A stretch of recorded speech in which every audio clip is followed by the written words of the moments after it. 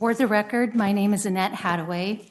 I am a 56-year-old native. The first time I gave testimony to you to advocate in retiring Packy to the sanctuary was December 3rd, 2015. There are others I know that have testified to you to advocate for Packy for a decade, and for many I don't know who have been fighting to advocate for Packy's release to sanctuary much longer. It hurts my heart that I am in front of you again today. Dear Packy, although society has failed you today, you have raised awareness about the suffering of captive elephants all over the world. I know this personally for all the messages I've received checking on me this morning since the news came out that the Oregon Zoo euthanized you. I promise you that I will continue to raise awareness about the conservation con folks would rather believe instead of taking a look at themselves and why they continue to support a zoo system that is rampant in cruelty and suffering. I promise to work diligently to secure a life free from cruelty and suffering for the remaining elephants in the Oregon Zoo's care and for all the world's captive animals. Thank you for your gifts of mission focus, perseverance, friendships with like-minded people, and opportunities of growth you have given me. Your death will not be in vain. Annette Hadaway. This is a petition to send Chendra, who is in your care, to sanctuary. It got over 170,000 signatures from all over the U.S. after only 7 days online. When the petition was printed on February 21st, nearly 3,000 of the signatures were from right here in Oregon, and I separated those out for you. The petition is still open and is currently tracking to gain between 150 and 200 Oregon signatures per day, and it also is garnering signatures from all around the world. On February 9th, the Oregon Zoo euthanized Packy, their 54-year-old male Asian elephant. We do not want to lose another elephant to sickness caused by captivity. We demand that the zoo release Chendra to sanctuary. Packy was born at the Oregon Zoo in 1962 and died at the zoo after suffering 54 years of abuse and cruelty. They bred him relentlessly, even mating him to his own sisters. Deprived of adequate room to roam, Packy suffered from chronic medical and psychological problems. Despite decades of public outcry, he was never allowed to retire to sanctuary. When he became a liability for the zoo, he was euthanized. It may be too late to save Packy, but there is another elephant at the Oregon Zoo that needs your help now. Chendra is the zoo's only Borneo pygmy elephant. She is blind in one eye, and she has experienced rejection from the herd because she is a different subspecies. Chendra has been diagnosed with profound stereotypic behavior. She constantly walks around in circles, which signals that she is depressed and bored. Chendra is suffering and needs to be sent to a sanctuary immediately where she'll have space to roam. Thank you. Ms. Zimmer? For the record, my name is Nadine Zimmer, and I am wearing black in mourning for Packy, who should not have been euthanized.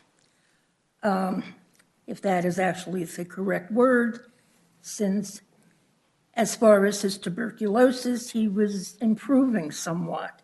He did have the typical chronic diseases that elephants in captivity have, such as foot disease, arthritis, stereotypical behavior, etc., and also wounds from bullhooks.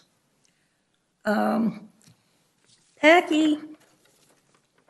born in 1962, here's Packy with his mother. And way back then, all the way back then when he was a baby, he was having bolt hooks used on him. Actually, there were 2 of them being used on him and 1 on his mother. And it hasn't stopped. Common consensus is that elephants should not be in captivity, especially here with the climate being what it is. They had a terrible time this year, terrible. And as we know, when they can't go out, they are stuck in, standing and in their own waste, etc. This guy has to stop. And Chendra should not go the same way as Packy. He could have been in a sanctuary for the past few years, and perhaps he would have died anyway, but at least he would have had some peace and dignity. And these elephants and all the other animals, for that matter, deserve at least peace and dignity. That's all. Thank you. Ms. Killian. Hi, good afternoon. For the record, my name is Susie Killian. I'm very disheartened to be here today addressing the same issue that I have in other cities because yet another elephant has died prematurely as a result of captivity in the zoo. It is imperative that we as a society take a long, hard look at our actions regarding our treatment of animals in general, and highly sensitive and intelligent mammals in particular. Packy was living in isolation as a result of captivity-induced disease, a practice that we all irrefutably know is psychologically detrimental to an elephant. It is a fact, not an alternative fact, that elephants require companionship, miles and miles and miles of space to roam, and live in complex family structures. Chendra, being the only one of her species currently at the zoo, is living alone, in pain, and displaying profoundly stereotypic neurotic behavior. Why are we doing this? Why are we forcing mammals to live a life that is akin to psychological, emotional, and physical torture? This outdated question of whether or not elephants belong in zoos has long been answered. We have seen the heartbreaking, disastrous results of this inhumane confinement. I don't consider it a privilege or a right to see an elephant with painful musculoskeletal injuries and neurotic repetitive behaviors. What exactly are we doing here? What is our motivation? Sadly, there is an exhaustive list of elephant deaths at zoos across the country, and Oregon figures prominently in that statistic. Why do we continue to exploit elephants in the name of profit? It's totally possible to have alternative exhibits. The tide is turning, and rapidly so. People are more aware.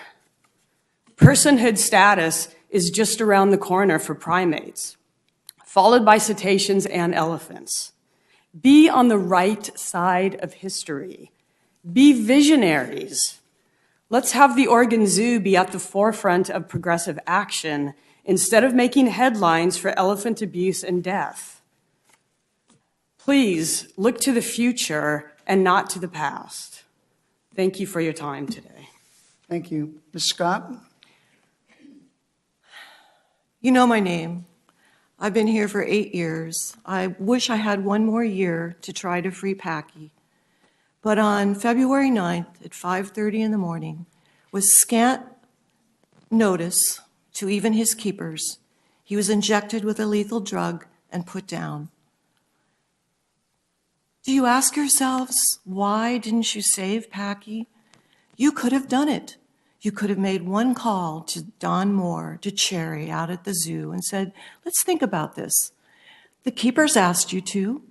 Why did not the zoo management and Metro pay attention to Packy's own keepers? For the first time in 3 years, Packy had a chance to live some semblance of a normal life. He was no longer on those toxic TB drugs. He was able to move around, to eat, to enjoy his life the best he could inside the zoo. For Packy, Elephant Lands was a slight improvement. After living for almost 53 years in a concrete box, he could finally have a little space. Why couldn't you allow him another year or two just to enjoy that? Do you at all do any postmortem here and analyze your decision on this? I urge you strongly to do that. I am so sorry that Packy is gone. I wish he could have lived. I wish he could have had another chance to have us free him to sanctuary. You could have been heroes. You had the chance to be heroes here. At the very, very least, you could have made that call and saved his life. One of the things the keepers suggested was if Packy was in danger of transmitting his TB is to make some amendments to the exhibit. What about that $5 million that didn't go towards the preserve that we taxpayers paid for? Could you not have built a separate pool for Packy? Could you not have made some adjustments to the exhibit to give him his final years with a little bit of more joy and happiness? Where is that $5 million? I think we as taxpayers should get an answer to that. And we should definitely find out from his medical records what is the reason he was put down. Is the zoo planning to bring in another elephant, a breeding elephant, to take Packy's place? Was the decision to kill Packy one of politics, as the keepers at the zoo state? We'd like to know the answers. Meantime, we're here today to say in Packy's honor to free Chendra now. Give her what he never had the chance to have, to walk on grass, to roam for miles, and to have some semblance of life as a real elephant. Thank you. Thank you. The next foursome, if we could have come up, Sandy Miller, Nancy Shaw, Jenny Brown, and Sherry Lambert Holenstein.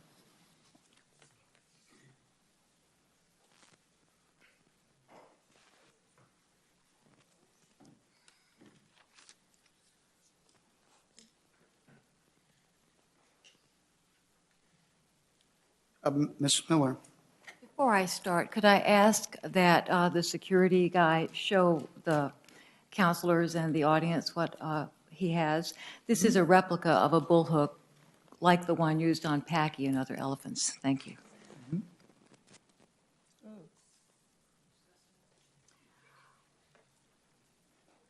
This is a letter to a concerned citizen from Councilmember Chase. I will quote and respond to a few passages.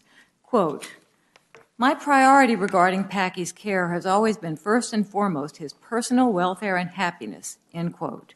Fact, Packy exhibited several physical problems along with emotional and psychological ones, none of which are seen in elephants in the wild. His entire life was spent being handled or threatened by bullhooks. A photo of baby Packy shows him with 3 different bullhooks pulling at him as his mother Belle tries in vain to shield him. That was his life day in and day out for 54 years. Quote, "Additionally, protecting Lily, the rest of the herd, and the public at large from drug-resistant tuberculosis must also be a top priority," end quote. Fact, the public was assured that zoo visitors were in no danger, nor were the other elephants, since Packy was kept in isolation. Which statement is true? Quote, "Unfortunately, once the disease became antibiotic resistant, there was little we could do to protect his quality of life and ensure the safety of the herd, as well as other animals and humans at the zoo," end quote. Fact, Packy's quality of life, according to elephant curator Bob Lee, was more than satisfactory as late as this January, with noticeable improvement after the toxic TB drugs were discontinued. Quote, "There is always room to improve. It's critical that now that we learn lessons from this experience that will guide future care for all our zoo animals," end quote. Fact, there is only one lesson here, and by now it should be clear.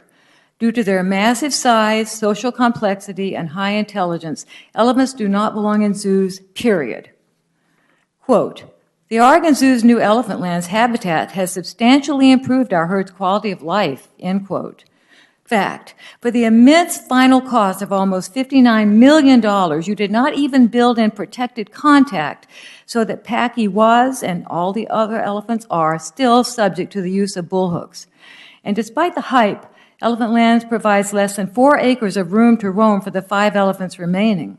As you have been reminded many times, elephants in the wild walk miles a day. Also, Elephant Lands is located yards from the zoo's concert stage, where loud music is generated during much of the summer. Did your research include the effect of such noise, especially the very low frequencies, on the sensitive hearing of elephants? Quote, "Such advancements could not be possible without the support of voters like you who passed our zoo bond and provided funding for the Elephant Lands project. Fact, many Portland area voters have been dismayed at the bait-and-switch tactics of the zoo and Metro. having been led to believe that the 2008 zoo bond would provide a permanent off-site retirement facility for the elephants. Metro Council is responsible for the management of the zoo, and you are the only ones who could have given Packy a chance at a better life. Shame on you for not having the courage to send him to a sanctuary before it was too late. Thank you. Ms. Shaw. Good afternoon. My name is Nancy Shaw. I had asked you before to release Packy to sanctuary so that they would have to put him down. But now here we are, bragging about wonderful Packy and yet still responsible for his death. Today I brought some centerfold pictures, and once you look at them and pass them around, I'd like to use the rest of my time to show them to the public here. I also brought one of our flyers that has a list of the elephant deaths for the elephants born here in Portland. This information was gathered from the Asian Stud book that's available online, and you can prove it to yourself what has happened to those babies. Also, now that we know elephants are babies for 4 or 5 years and probably nursed that whole time, there's a shameful history. They were selling 1-year-old babies to circuses, sending them to other zoos.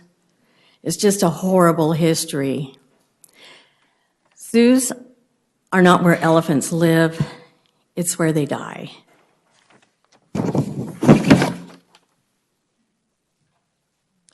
Chendra has to sleep standing up. She leans on her trunk and has to sleep that way because she's so afraid. She doesn't speak the same language as the other elephants, and you will see her standing, lifting up one foot after the other, trying to get some relief. And that's typical behavior for elephants who do not lay down and sleep. She needs to go to sanctuary. Soon there's going to be a 3rd sanctuary in the U.S. that she could go to. You could redeem yourself somewhat by letting Chendra go.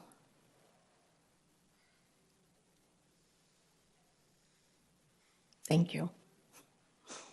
Thank you. Ms. Brown. Hello. Thank you for the opportunity to speak to you here today. I value it very highly. The recent euthanasia of Packy provides us with another valuable opportunity to re-examine our human relationships with zoos and the non-human animals who are held in captivity within them. Indeed, many might offer that it is long past time for Portland, a city that likes to brand itself as progressive, to examine the practice of captivity itself. What does it mean to hold another captive? Webster's first definition of the word captive reads, taken and held as prisoner, especially by an enemy, as in war. I don't know about you, but I feel a lot of cognitive dissonance when I hear this and think about zoos. The website of the Oregon Zoo concerning the death of Packy reads, Packy's birth started it all. Much of what we know about elephant welfare can be traced back to him. We've learned so much since then, and all of it can be traced back to Packy.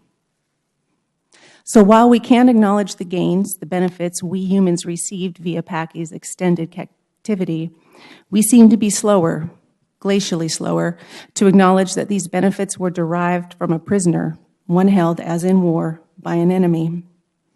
Is this who we, as fellow sentient beings, is this what we, as a city, want to continue to be? Other cities and nations have recently looked inward to ask themselves this same question, and the answer they returned was a resounding no. In June of last year, the mayor of Buenos Aires, Horacio Rodriguez Larreta, announced the impending closure of the city's 140-year-old zoo. Quote, "This situation of captivity is degrading to the animals," said Rodriguez. "It's not the way to take care of them. What we have to value is the animals," Rodriguez continued. "The way they live here is definitely not the way to do that." Costa Rica also announced plans to close the nation's 2 zoos and free all captive animals. Those not able to be released into the wild will be released to animal sanctuaries. Costa Rica is questioning, quote, humanity's dominion over all creatures, questioning humanity's long assumed right to take non-human animals and hold them as prisoners, to non-consensually profit from them, whether the profit comes in the form of scientific knowledge, revenue, or entertainment. Wow, these are huge paradigm shifts, enormous. Making a change of that magnitude might feel too big to make today here in this room. So what can we do here now? How can Portland even begin to catch up to other cities and nations who are so far ahead of us in terms of relating to non-human animals, not as prisoners, as enemies, but as the neighbors they truly are? We can make a good faith start on this by releasing Chendra to an elephant sanctuary. After over 20 years in captivity, we can declare that we humans have extracted enough from her, enough knowledge, enough profits, enough entertainment, enough. Maybe it sounds a little radical, a little weird, but Portland has long prided itself on being weird. I see it declared on bumper stickers and signs all over town. Keep Portland weird. We've certainly been talking the talk. Now it's time to walk the walk. Thank you for your time. Thank you. Ms. Hohenstein. Good afternoon. When we talk a lot about freedom in this country, we teach our young children that this country is a land of freedom, that people came here to be free, but that's not quite an accurate picture. We are a country that had many thousands of indentured servants, and they remained captive until they worked their debt off. When a widow whose husband died owning money and couldn't pay it, she was kept captive, and so were her young children until that debt was paid off. And then we did the barbaric act of enslaving black people for centuries. We talk a lot about freedom. We sing a lot about freedom. There's that beautiful song, Born Free, free as the wind blows, born free to follow your heart. But we don't seem to follow our heart too often here. We finally end the barbaric practice of enslaving black people and indentured servants and the wives and children of men who died owning debt. But we still keep animals captive, majestic animals that should not be caged up. Chris Christopherson, the well-known songwriter, I don't think he sings so well, but he's sure a good songwriter. Bobby McGee, freedom is just another word with nothing left to lose. But one of his most poetic lines comes from another song, waking with the freedom, I gotta start over, waking with the feeling of the freedom of an eagle when she flies. Waking with the feeling of the freedom of an eagle when she flies. You can almost see that majestic bird flying. We don't cage eagles, do we? But we cage many other majestic animals.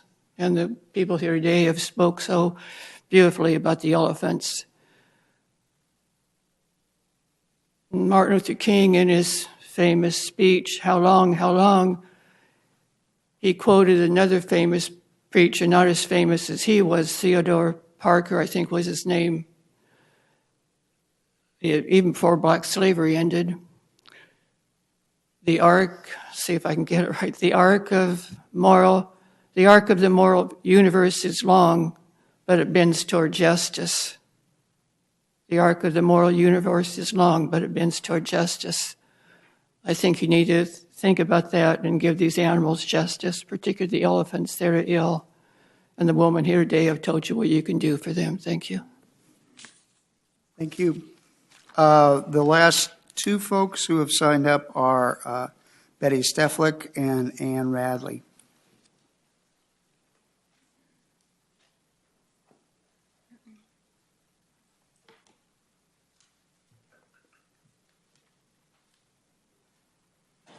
Good day, President Hughes and council members. My name is Bet Steflik. You know, if the world is made up of energy, and it is, then there are intangibles to any given situation. Cultures around the world venerate their elders. Their wisdom is valued and honored. Ariana Huffington shares that in her native country of Greece, old age is honored, is identified with wisdom and closeness to God. Saying old man is not shameful, nor is it a disgrace to be one. In Korea, elders are highly respected. Aging is rooted in the Confucian principle of filial piety, a value that one must show respect and pay deference to older individuals. In India, elders are the head of the household. In China, feng shui customs honor the dead and venerate the passages of sentient beings, including old trees.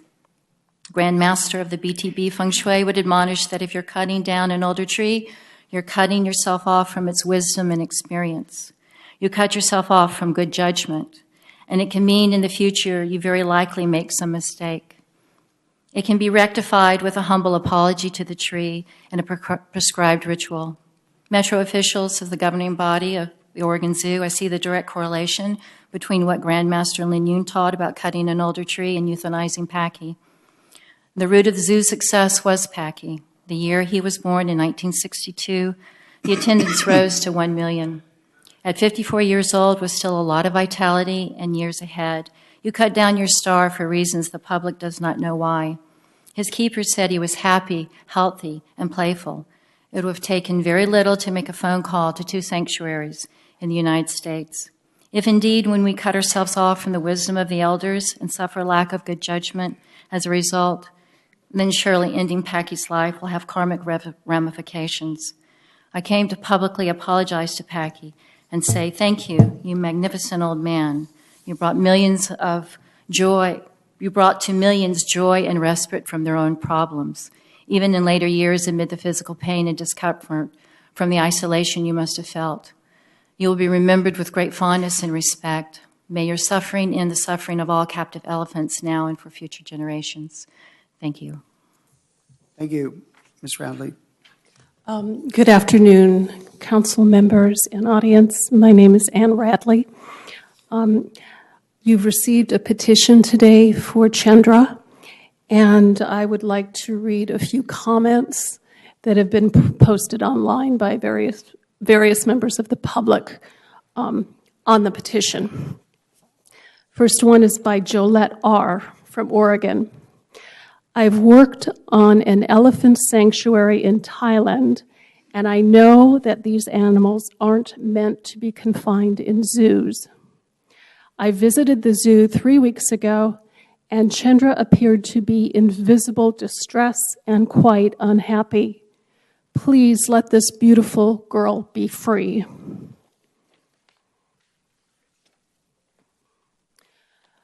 Jean G., Oregon. I was a teacher of the Helen Gordon class that raised money to adopt Chendra when she first came to the Oregon Zoo around 2002. It breaks my heart to think she is suffering. And the children in that class, although much older now, I'm sure are reflecting on how hard we worked trying to do good by her. Thank you for creating this petition. Sarah T. from Oregon. My children do not need to visit a zoo in order to learn about animals. We have so many other ways to learn about them. These animals are not to be kept as pets in zoos. They need to live in their natural habitat, and we need to spend our money, time, and energy preserving those places. I'd like to emphasize this. There's this illusion that our zoos help preserve habitat in the wild, and the opposite is true. In fact, there are instances of going in, killing the mother elephant so that the baby can be stolen for a zoo. Another comment from Colleen W. from Oregon. Chendra belongs in a sanctuary, not a zoo. Zoos are a thing of the past and an inhumane way for any animal to have to be kept for human entertainment learning, and profit. Diane D., Oregon. You betrayed Portland into raising taxes for a large elephant sanctuary. It didn't happen. Let this elephant go. Just one more. Lori I., Oregon. I have taken my children to circuses and other zoos where elephants were used as entertainment, and now I have seen what truly happens to them when put on display. It literally makes my heart ache, and I would take back every cent I ever spent on these places and give it back to the elephants and the people that strive to take care of them. Thank you. Thank you. I think I speak for the whole council when I say that we have grieved over the last couple of weeks about the loss of Packy. Several of us attended the memorial service on Saturday for him, and we're quite moved by the comments that were made by the keepers and other people who have had ongoing contact with Packy over the years. We have come to believe that the decision to euthanize Packy was not only the right decision, but was essentially the only decision that could be made under the circumstances. And as tragic as that is the decision that the professionals who are in charge of his care made. The allegation that his keepers, plural, were opposed to that is not consistent with reality. The other thing about the other thing about your testimony today is I think it demonstrates once again that you share with us a great concern about these animals, that you see them as valuable, that you see them as an important element in the world. We have responsibility not only for the individual elephants in our herd, but part of that responsibility extends to the health of the herd itself, because elephants isolated are not very successful in terms of their mental or physical health. So maintaining a herd is an important thing. But beyond that, we have a responsibility to elephants as a species. We are all moved, I think, by information that says that somewhere in the neighborhood of 35,000 African elephants are murdered each year for their ivory. There are only slightly more than 35,000 Asian elephants left alive. And the number of elephants in Borneo is depleting very, very rapidly as a result of the expansion of the palm plantations on what used to be elephant habitat. I've had the opportunity to go to Borneo. I actually had the opportunity to visit the place where Chendra was originally rescued from the wild, which in her case was, I think, a boys' school, which was, as any of you who have ever taught in school know, can be very wild indeed. And it was during that time that she was rather badly abused, up to and including losing her eyesight in one eye. Workers from those facilities in Borneo have visited the Oregon Zoo repeatedly. We have worked with them over the years to work with the elephants that they come in contact with in Borneo. We've provided funding for them to provide food for the, I think it was 11 orphaned elephants, baby elephants that they had in their facility the last time I was visiting there, and with nowhere to return them. The idea of returning elephants in Borneo to the wild is not possible because there is no wild, and that it's very, very difficult to do that. So our responsibility goes beyond even the responsibility that we had and felt very deeply to Packy as an individual, even beyond the responsibility that we feel very deeply to our herd as a group of elephants, as a family of elephants.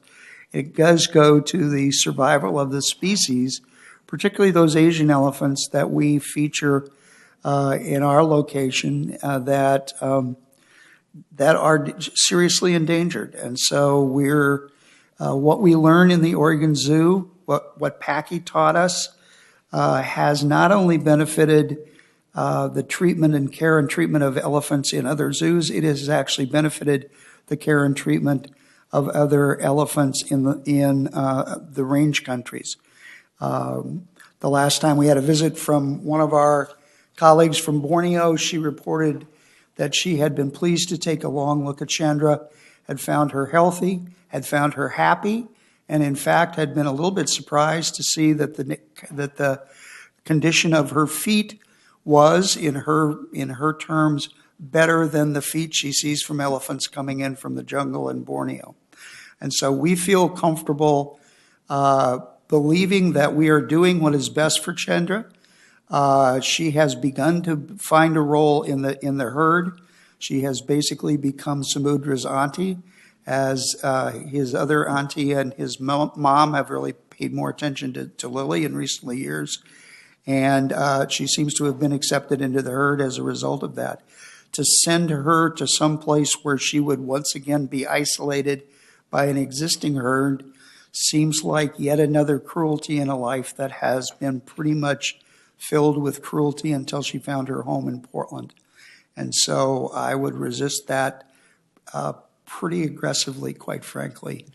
But we thank you for coming today. We thank you for your constant testimony to us about the elephants, for constantly reminding us that we need to pay attention to the care of the elephants. And we tend to agree that we need to do that, and it is our intention to do that. So thank you very much.